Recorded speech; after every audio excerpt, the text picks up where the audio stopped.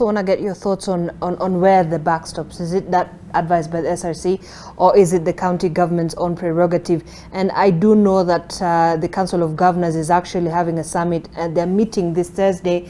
And perhaps what I from our sources is that one of the agendas on their top agenda would be the issue of the ECDE teachers as well. So where do you feel like ECDE teachers have been left hanging, just floating around, not knowing exactly this is the structure that we work with?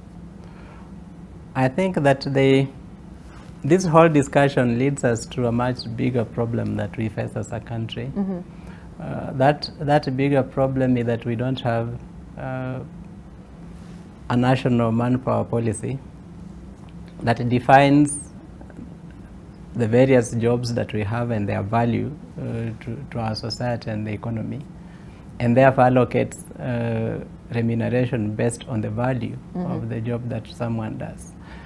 If you go to developed countries, you'll find that there is so much attraction to blue-collar jobs because they are remunerated according to their value, not according to the certificates the person who holds the job has.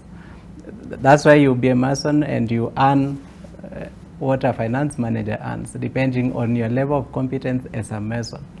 And for me, that is what is needed in this country, because now we are telling young people, go to TVET institutions.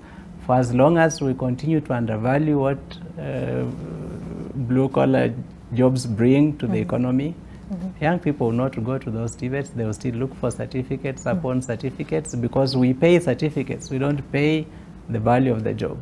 And I think that is one.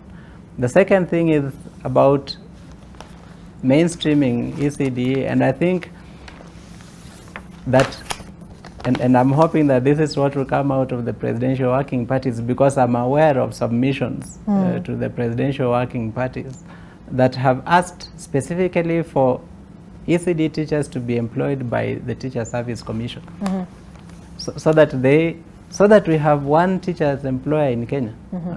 And I am looking forward to a time when our teachers will earn the same, whether you are in ECDE, you are in primary, or you are in secondary. Because there is none whose contribution to the education system is less important than the other. What has been different for some time in the levels of education and training of the teachers at those levels. But now we have graduates in primary, we should have graduates in ECDE, and we should pay all our teachers the same, regardless of the level at which they are, because their contribution to the sector is the same. But even more importantly, the contribution of the ECDE teacher is more than the contribution of any other teacher along the way. South Korea pays an ECDE teacher 245,000 Kenya shillings, with a guaranteed bonus of 50,000 annually. Even Tanzania at least pays 16,000 to an ECDE teacher, and the cost of living in Tanzania is way lower than the cost of living here.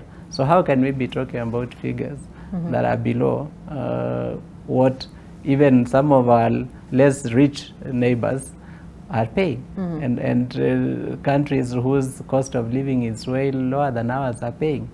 I think that has to get sorted out, but I hope that it will be sorted out by us saying that starting now we will have one teacher employer, and that teacher employer will rationalize salaries for all the employees of that commission. Right.